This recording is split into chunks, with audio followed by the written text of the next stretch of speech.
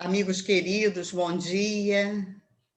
Estamos iniciando o nosso culto do Evangelho segundo o Espiritismo, que vai ao ar toda segunda-feira às 9h, mas depois fica disponível no canal da UMEN, para que nós possamos rever, orarmos juntos, porque são momentos preciosos que nós temos que entender, e sabemos disso, que nunca estamos sozinhos, que esses benfeitores amados nos ajudam, dando-nos um pouco mais de coragem, um pouco mais de disposição, de vontade de acertarmos. As dificuldades são inerentes ao ser humano. Todos nós passamos nossos momentos um pouco mais difíceis, mas imploramos a misericórdia divina que nunca nos falta e que esses amigos queridos espirituais estejam neste momento envolvendo a nós todos em vibrações de esperança, em vibrações de paz, de muito carinho. Hoje a nossa equipe está formada por eu, Norma, que farei a leitura de uma página e a prece inicial. Depois teremos a nossa querida Rosângela Espanhol, que vai fazer o comentário do Evangelho segundo o Espiritismo no capítulo 17, itens 1 e 2. E a nossa querida Francisca Alves, que dará continuidade aos comentários. E a prece final com nosso amigo querido, o Tito. Equipe carinhosa, equipe muito boa, que eu agradeço fazer parte. Tá? Então, vamos para a leitura da página. O livro é Vinha de Luz, o capítulo 41, intitulado Credores Diferentes. Quando Jesus nos diz: Eu, porém, vos digo, amai os vossos inimigos. Está em Mateus, no capítulo 5, versículo 44. E Emmanuel comenta da seguinte maneira: o problema do inimigo sempre merece estudos mais acurados. Certo, ninguém poderá aderir de pronto à completa união com o adversário do dia de hoje, como Jesus não pôde rir-se com os perseguidores no martírio do Calvário. Entretanto, a advertência do Senhor, conclamando-nos a amar os inimigos, reveste-se de profunda significação em todas as facetas pelas quais a examinemos, mobilizando os instrumentos da análise comum. Geralmente, somos devedores de altos benefícios a quantos nos perseguem e caluniam. Constituem os instrumentos que nos trabalham a individualidade, compelindo-nos a renovações de elevado alcance que raramente compreendemos nos instantes mais graves da experiência. São eles que nos indicam as fraquezas, as deficiências e as necessidades a serem atendidas na tarefa que estamos executando. Os amigos, em muitas ocasiões, são imprevidentes companheiros, porquanto contemporizam com o mal. Os adversários, porém, situam-no com vigor. Pela rudeza do inimigo, o homem comumente se faz rubro e indignado, uma só vez, mas, pela complacência dos afeiçoados, torna-se pálido e acabrunhado, vezes sem conta. Não queremos dizer com isto que a criatura deva cultivar inimizades. No entanto, somos daqueles que reconhecem por beneméritos credores quantos nos proclamam as faltas. São médicos corajosos que nos facultam corretivo. É difícil para muita gente na Terra a aceitação de semelhante verdade. Todavia, chega sempre um instante em que entendemos o apelo do Cristo em sua magna extensão. Página bonita, né? Vamos repetir. Vinha de Luz, capítulo 41. Credores diferentes. Eu tinha uma amiga que comentava que amigo é aquele que nos diz as verdades. O verdadeiro amigo nos diz as verdades, mesmo que elas nos doam às vezes, mas são necessárias, né? Então, sejamos amigos, educados, gentis, mas que possamos dizer sempre o que é correto, o que é verdadeiro. Vamos orar, então, tendo a certeza da presença desses benfeitores amigos que nos acolhem, que nos ajudam, que nos inspiram, que nos dão coragem. Deus, nosso Pai, de infinito amor, de infinita misericórdia. Jesus, amigo querido de todas as horas. Aqui nos encontramos, Senhor, em teu nome, e temos a certeza que estamos sendo intuídos para que possamos estar num campo magnético, aonde reine a verdadeira fraternidade, aonde possamos aurir aquelas energias indispensáveis à nossa renovação. Temos, Senhor, no momento, a doutrina espírita a nos esclarecer, a nos consolar, a nos indicar um caminho seguro para a nossa renovação. Já estamos cansados, Senhor, de sermos aquele ser antigo, velho, cheio de imperfeições. Queremos, Senhor, a partir de agora, queremos um pouco mais conhecer e praticar os teus ensinamentos. Ajuda-nos, Senhor, nesse processo que é lento, longo e necessário.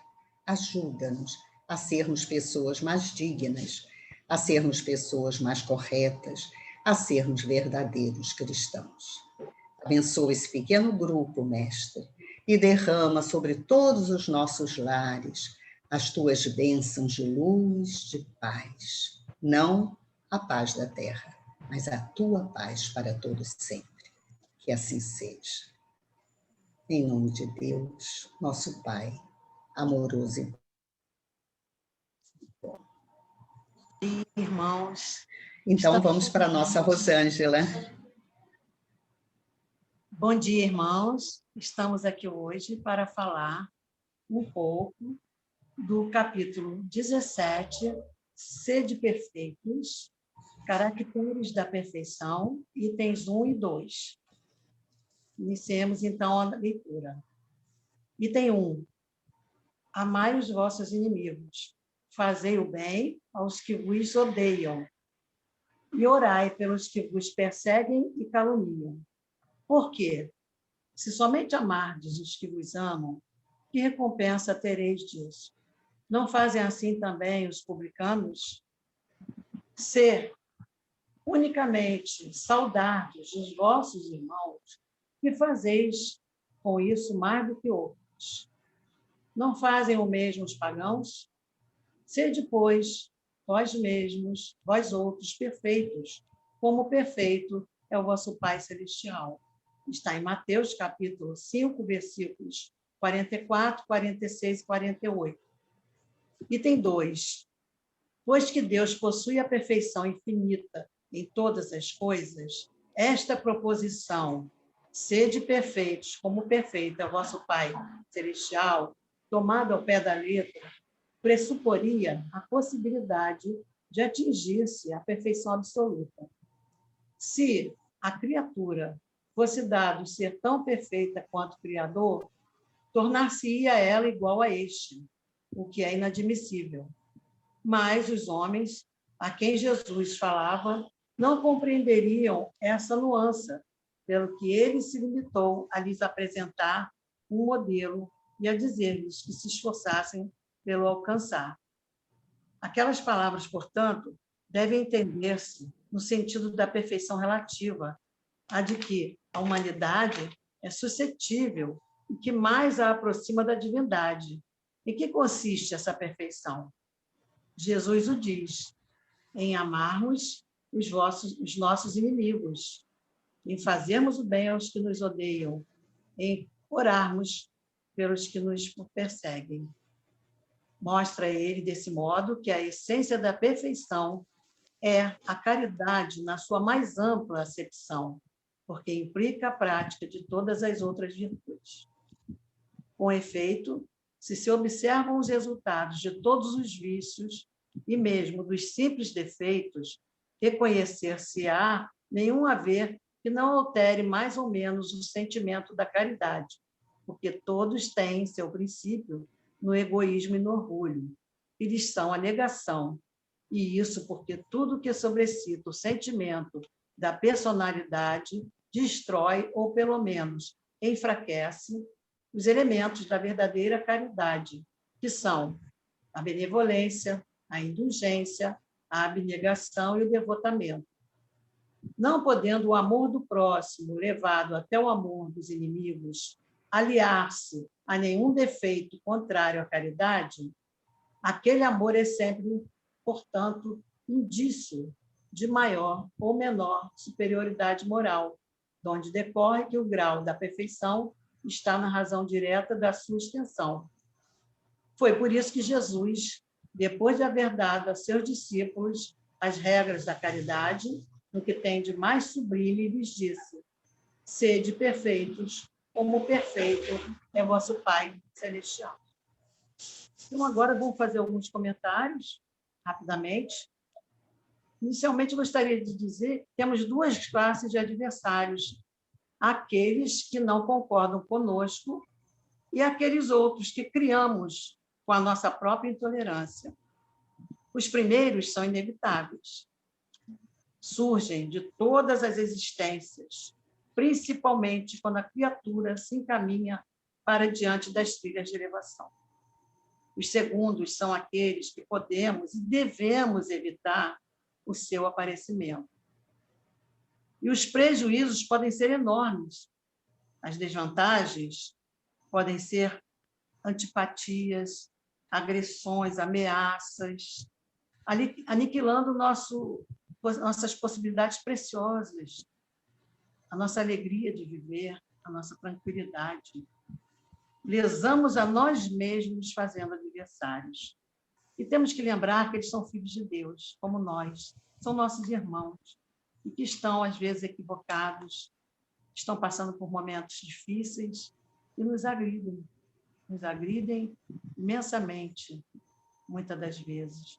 Mas nós temos que ter o entendimento, a compreensão com esses irmãos, e para iniciar o processo de amar os inimigos como Jesus nos recomendou, nós temos antes que perdoar.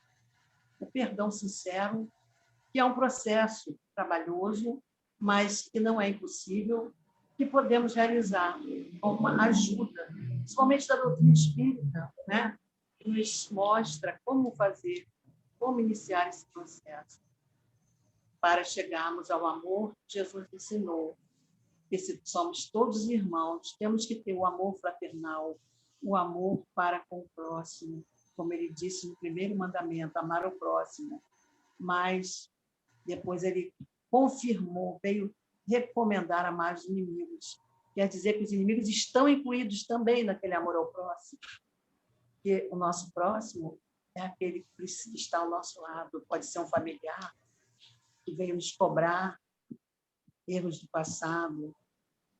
E aí nós lembramos que os adversários, os perseguidores, podem ser nós também, nós podemos ser os perseguidores. Existem os perseguidores e os perseguidos. Ora somos perseguidos, ora somos perseguidores. E quando somos perseguidos, o que temos que fazer? Orar por esses irmãos, orar muito para que consigamos primeiro nos amar, para chegar a esse irmão perdoar e amar. Temos que ter muita coragem, muita força, muita condição espiritual através das orações, através dos nossos contatos diários com preces, estudos. Isso tudo que a doutrina espírita nos oferece, que nos dá a condição de amar os nossos inimigos, como Jesus disse. E, para finalizar, o que importa é que tenhamos a consciência tranquila de que fomos aos nossos irmãos, humildemente pedir perdão, se fomos os perseguidores, e se formos os perseguidos, nem tocar no assunto. O silêncio é muito importante nesse momento, porque quando há agressão, temos que ter um período de silêncio para acalmar os ânimos, para quando voltarmos a falar com tranquilidade, serenidade, porque estamos ainda abalados, ambas as partes. Então, eu queria agradecer, Jesus. Se formos nos falar, tem muita coisa sobre esse assunto, mas como o nosso tempo é esse, eu espero que todos nós possamos refletir bastante sobre essa palavra de Jesus, em amar aqueles que nos prejudicam, aqueles que nos afetam imensamente o nosso coração, mas que são, como foi dito na lição inicial, aqueles que nos dão a oportunidade do autoaperfeiçoamento, porque ele vai nos mostrar quando não disser o nosso erro. Então, agradecemos a Jesus imensamente, que a paz de Jesus fique com todos. Uma ótima semana a todos, e agora passamos para a nossa querida Francisca dar continuidade. Muito obrigada. Bom dia, minhas irmãs, bom dia, meus irmãos. Disse Jesus, portanto, sede vós perfeitos como perfeito é o nosso Pai Celestial. Jesus veio inaugurar ou descortinar para a criatura e para a humanidade, de modo geral, o horizonte esplêndido da sua evolução, da nossa evolução. Veio nos abrir esses pórticos da vida que prossegue para além da morte. A partir da madrugada em que, ressurrexo, ele nos provou que a morte não existe, dizendo-nos depois que temos uma longa estrada a percorrer em busca da meta principal, que é a fundação do reino de Deus em nós. Jesus nos disse: o reino de Deus é construção divina no coração dos homens. Ou seja, é a perfeita integração do nosso coração, do nosso ser, com o ser divino, com o Pai Celestial. Assim, Jesus estabelece um horizonte imenso a ser alcançado, um horizonte que ele alcançou e nos diz, nos afirma que também alcançaremos. Ele já conquistou a condição plena de filho de Deus. E ele afirma que vamos paulatinamente desenvolvendo em nós essa condição. Não que não sejamos filhos de Deus também, todos o somos, mas expressar toda essa filiação, expressar todos esses potenciais, ainda estamos muito distantes desse momento.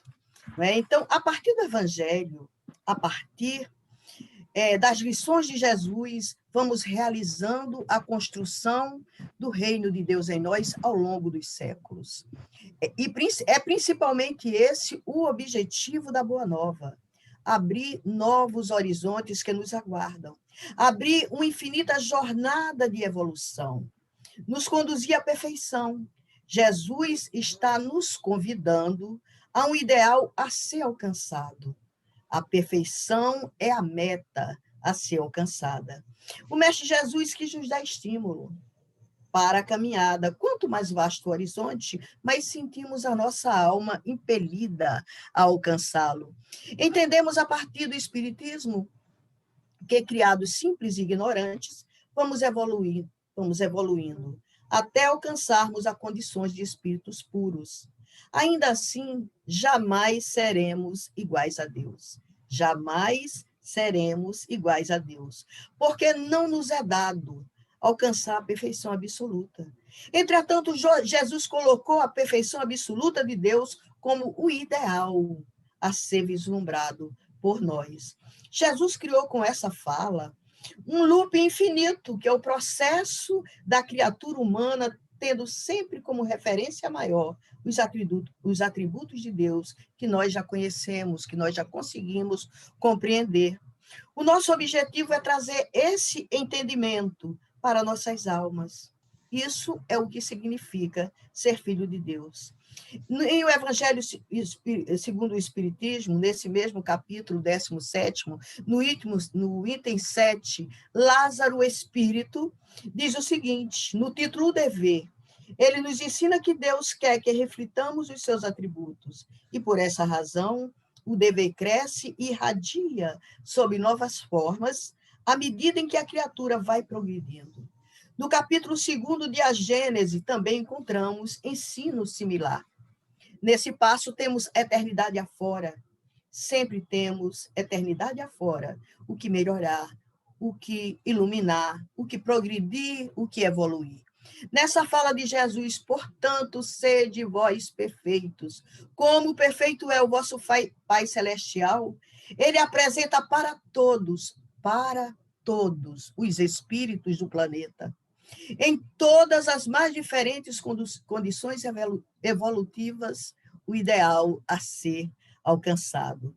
Lembremos-nos, na época da primeira revelação, por exemplo, o nosso Deus era o Deus do olho por olho, dente por dente. Ficamos mais taludinhos, assim, espiritualmente, e Jesus nos trouxe o Deus do amor, o Deus do perdão, o Deus da compaixão, o Deus da misericórdia. No nível de bons espíritos, como Chico Xavier, Bezerra de Menezes, Eurípides Bassanufo, dentre outros, a compreensão de Deus e seus atributos é muito mais quintessenciada que a nossa. Os deveres também são maiores, não é? Nós, ainda espíritos imperfeitos, ainda temos uma compreensão de Deus e da perfeição de Deus menor que a deles. No nível de Jesus de Nazaré, essa compreensão é muito mais elevada que a nossa e a que a deles, espíritos, bons espíritos, né? Até porque a compreensão de Deus é limitada aos nossos sentidos, é limitada ao progresso alcançado por nós. À medida que vamos evoluindo, vamos tendo uma nova visão de Deus. Essa nova visão de Deus projeta novos deveres, e assim sucessivamente. Jesus resume ao infinito a jornada evolutiva do espírito. Por essa razão, Deus nos concedeu a eternidade. Assim, é mais ou menos o que Kardec também vai dizer lá em A Gênese, capítulo 1, nos itens 23 a 25. Jesus nos traz, apresentando-nos esse Deus amoroso, esse Deus misericordioso, juntamente com uma série de novas obrigações. Obrigações para conosco mesmo, para com o nosso próximo, para com aqueles que participam com a nossa vida de convivência, com a nossa vida de relação, que passa agora gradativamente a refletir em nós o amor que temos que ter para com o próximo. Vejam como enriquece a nossa visão, esse entendimento da doutrina espírita, esse entendimento, na verdade, que a doutrina espírita nos traz, que é um entendimento mais profundo, bem mais profundo. Quando meditamos sobre essa passagem de Jesus, mais uma vez, sede vós perfeitos, como perfeito é o vosso Pai Celestial, inicialmente nos parece uma contradição, né? Quando a gente começa a ler dentro do que aprendemos, né? Na medida em que sabemos, por mais que sejam os níveis de perfeição que alcancemos, jamais chegaremos à perfeição de Deus. Como é que Jesus nos concita a sermos perfeitos, como perfeito é o nosso Pai Celestial? Entretanto, a doutrina espírita nos faz compreender que é um resumo muito significativo, muito sábio, de toda a história da nossa jornada evolutiva, ou seja, em todo e qualquer patamar que o espírito estiver de sua evolução, nós necessariamente teremos algo mais a crescer, a aprender, a educar, a evoluir. As perfeições de Deus não se esgotam. Assim, o versículo, sede perfeitos como perfeito é o vosso Pai Celestial, vale para mim, Vale para você, vale para os anjos, vale para o próprio Cristo, vale para todos os seres do universo. Por isso que o patamar que o Cristo utilizou de perfeição foi Deus. Está lá. É o nosso paradigma. Desse modo, seja qual for a visão de Deus que a gente tenha, que nós tenhamos, ela traz para nós novos referenciais de aperfeiçoamento. Essa é a sabedoria que o Cristo nos traz, resumida num simples versículo. Num simples versículo, dando-nos esse estímulo ao progresso, que nunca cessa, trazendo-nos a certeza de que Deus será sempre o referencial buscado. Quanto mais crescemos, mais vamos compreendendo melhor a Deus e ao nosso próximo. Eis a razão porque Jesus resume nesta frase toda a trajetória que nos compete trilhar ao longo da eternidade. Sede vós perfeitos, como perfeito é o vosso Pai que está nos céus. Agora Tito vai entrar com aquela prece para nos elevar aos céus mais uma vez.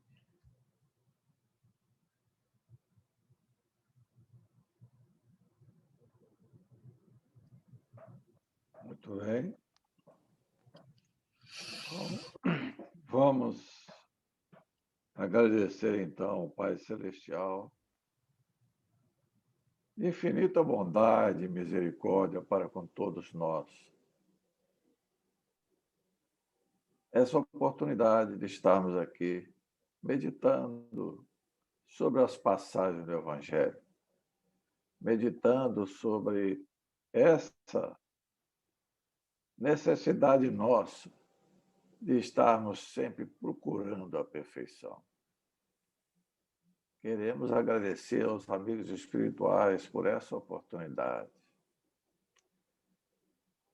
Queremos agradecer e pedir neste momento para que haja mais serenidade em nossos corações, para que nós possamos verdadeiramente amar a Deus sobre todas as coisas e ao próximo como a nós mesmos.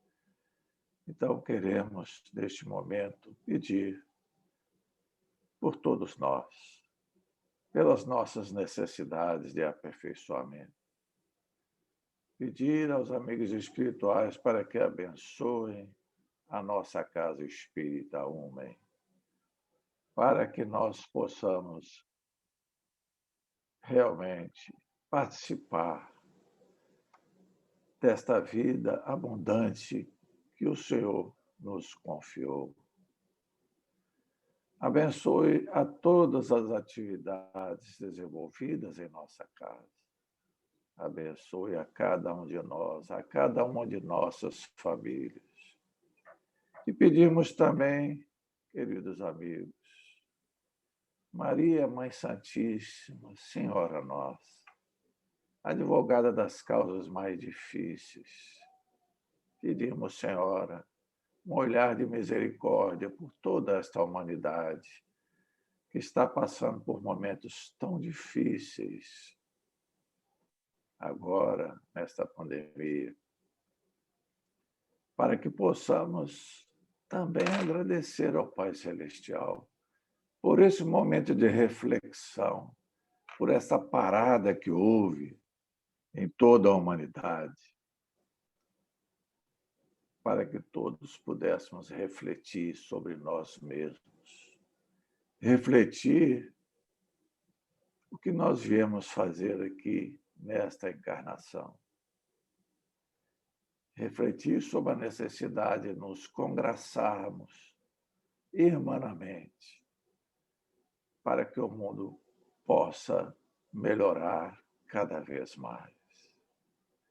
Pedimos neste momento por todos aqueles que estão passando por necessidades maiores, por todos aqueles que estão também um pouco desesperados com essa divisão, com essa separação da vida em comum, mas que é necessária para que possamos banir esse mal que agora está nos atingindo. Mas é um mal que significa um bem, porque Deus sabe o que é melhor para nós. Então, queremos agradecer. Agradecer por esses médicos, por esses auxiliares de enfermagem, por todas essas pessoas que estão trabalhando por nós enquanto estamos em nossas casas, estudando, enquanto estamos em nossas casas, procurando aperfeiçoar os nossos conhecimentos. Pedimos por todos esses que estão na frente de batalha e pedimos por todos aqueles que ainda não compreenderam as lições do Pai Celestial, lições que somente um pai sabe dar a seus filhos. Então, queremos agradecer por tudo isso e pedir por toda essa humanidade. Pedir pelos nossos governantes para que possam também assumir a responsabilidade para a qual foram convidados a participar na administração das coisas humanas. Que eles possam ter discernimento, possam escutar a voz de suas consciências e possam trabalhar em benefício de todos. Agradecendo mais uma vez, pedimos para que esta bênção, Senhor, deste momento, possa atingir a todos aqueles que estão nos escutando neste momento. Que possamos ter mais fé, mais confiança na bondade e na misericórdia do Pai Celestial. E que Ele possa continuar abençoando a nossa casa, abençoando a todos aqueles núcleos cristãos que neste momento estão orando por essa humanidade sofredora na qual nos incluímos. E que possamos, neste momento, encerrando o nosso culto, pedir por toda essa humanidade, por todos aqueles que dirigem os países do nosso mundo, do nosso planeta Terra, para que possamos passar por esse momento de provação com um coração confiante na bondade e na misericórdia do nosso Pai Celestial. Graças a Deus.